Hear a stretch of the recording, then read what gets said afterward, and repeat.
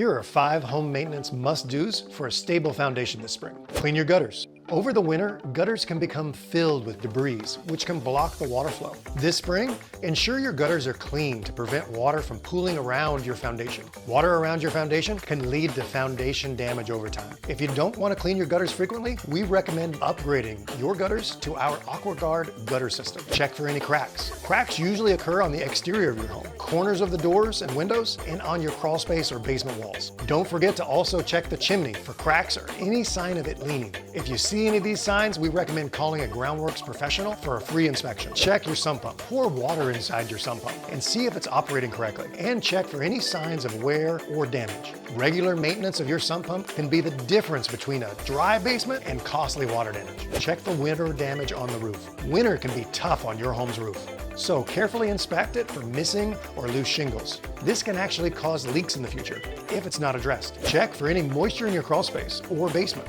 Moisture can cause mold, wood rot, and weaken your floors. So check your crawl space or basement for any moisture or damp smells. If you notice these signs, we recommend waterproofing your basement or encapsulating your crawl space. This will help maintain the structure of your floors and keep your home standing strong.